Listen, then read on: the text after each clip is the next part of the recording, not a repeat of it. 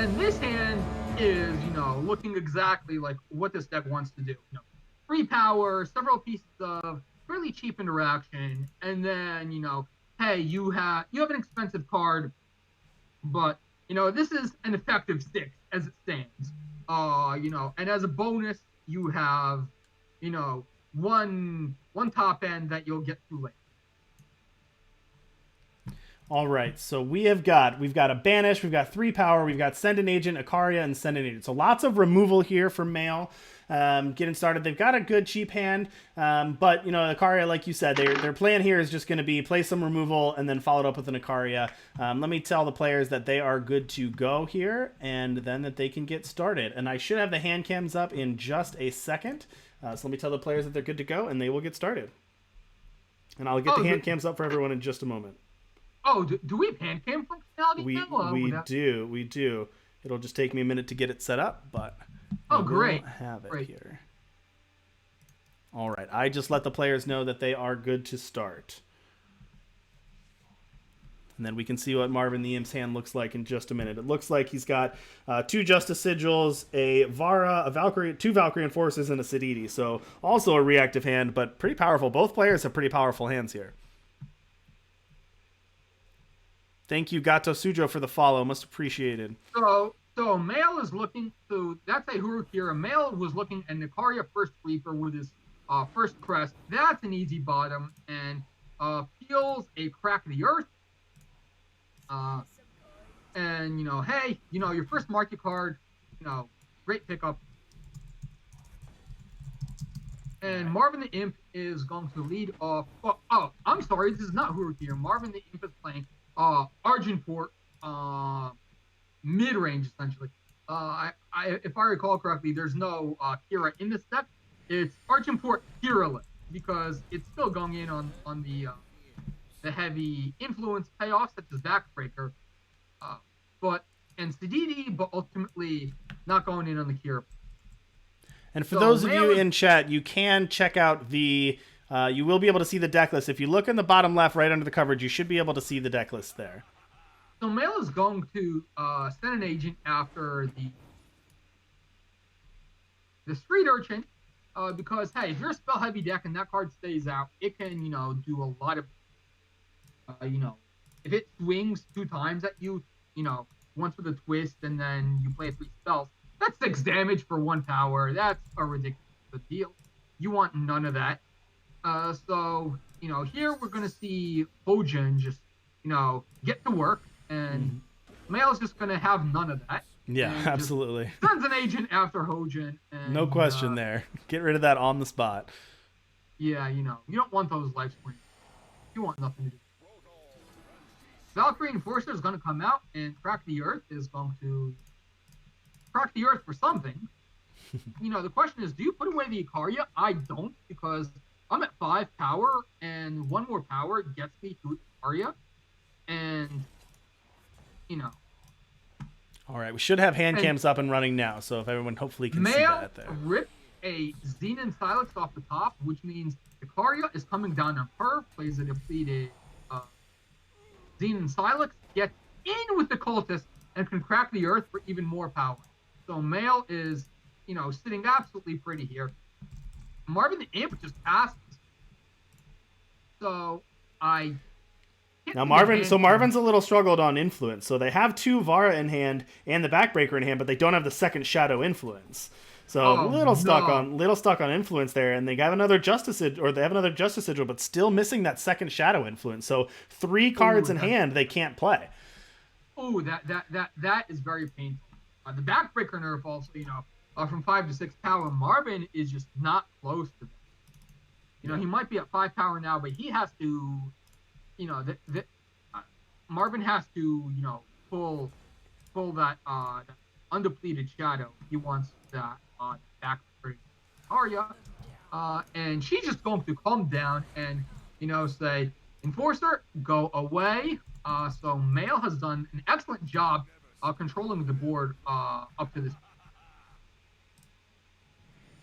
But ultimately elected to hold Crack the Earth instead of just cashing in the treasure trove, and picks up a Xenon Temple with that.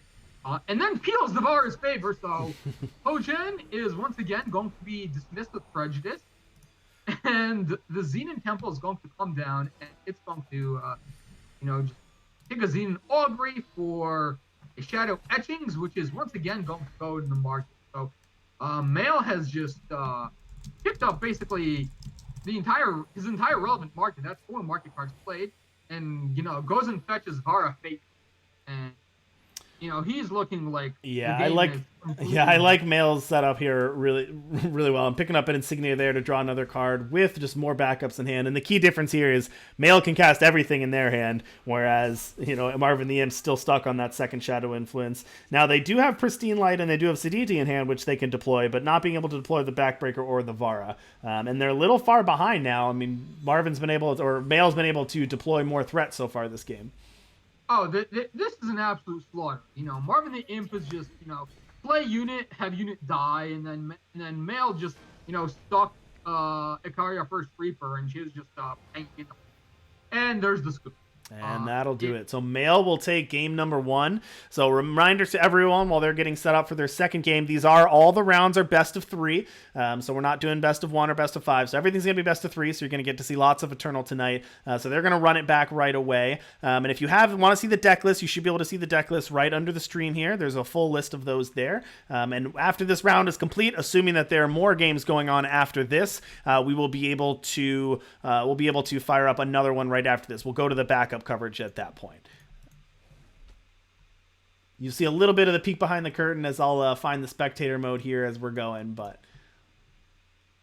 here we go. Going into game 2 here. In terms of the overall matchup, unless Marvin ripped a massive Know Thy Enemy, this matchup looked particularly nasty for them, I think, because Send an Agent just destroys everything they play. They have no bubble shield either because Vara Vengeance Seeker just non-bows with that completely. So every single unit in the deck besides Roland just gets dismissed by Send an Agent. And then the Backbreaker just falls prey to Grotto's Burden. And then on top of that, Imp runs a whole playset of Defiance because this is, a fairly slow deck. But Defiance is an absolute brick in this matchup. Mail once is just happy being the control, and then those Defiances, might as well be little seeds in this matchup for all the good they're doing it tomorrow. So, Mail's got a little bit of a weaker hand this time, so not as full of threats as they had last time. They've got 2 Shadow Etchings, the Vara's favor, and they've got to Send an Agent, so they do have the 1 solid removal spell there, but and there's a Tazbu on top, so that might change things a little bit.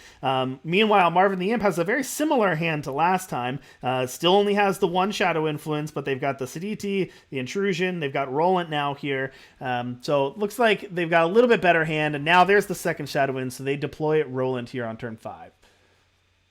Okay, so this time Mail is actually bricked on answers, not a single copy of Vara's Choice or the Suffocate to dismiss the one gap in the Send an Agent Annihilate package, which is Roland Iron Tyrant.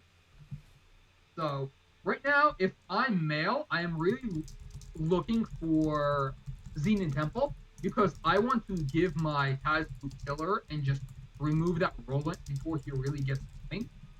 Because Mail doesn't actually have any answers to a bunch of go wide flying deadly Reapers.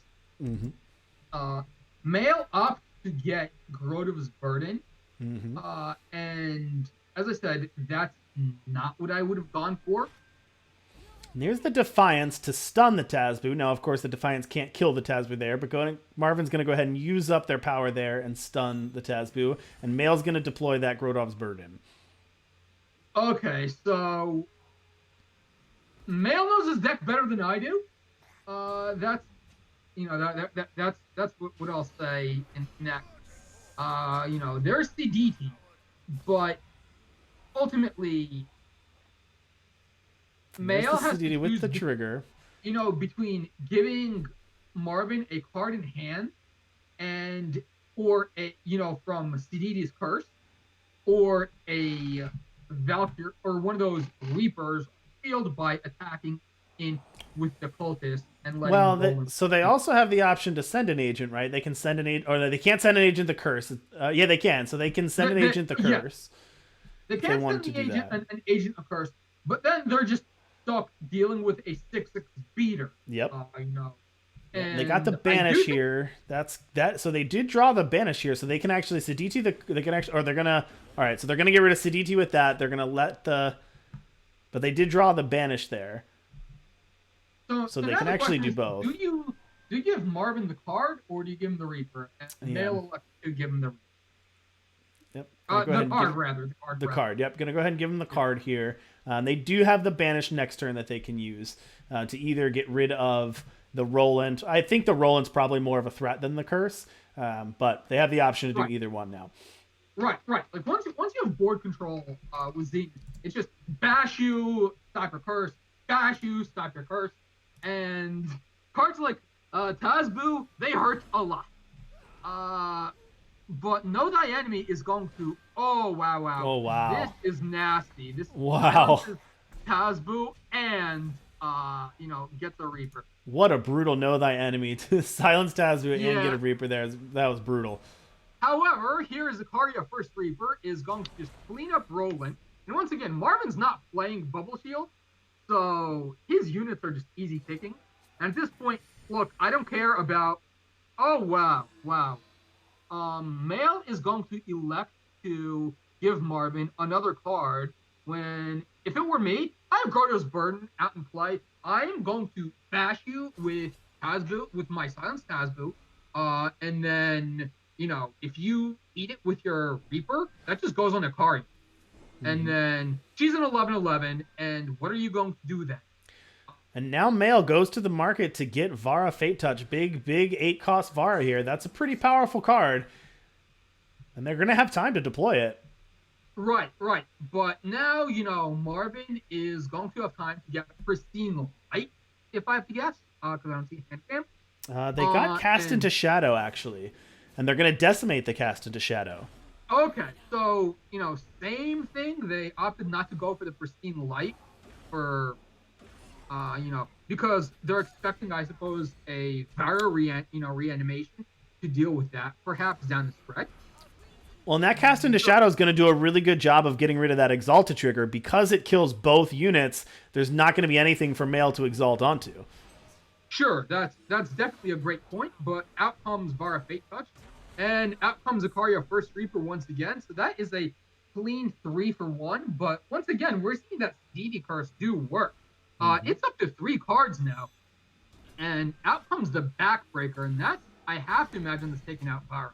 Yeah, that's pretty good. That was a great market get for Male. That was really changed the tides. But then with the Backbreaker to take it out, to take Vara out right here. Now, he does exalt it onto that Siditi, making Siditi an 11/11 flying. Ikaria. The Ikaria there. Yeah.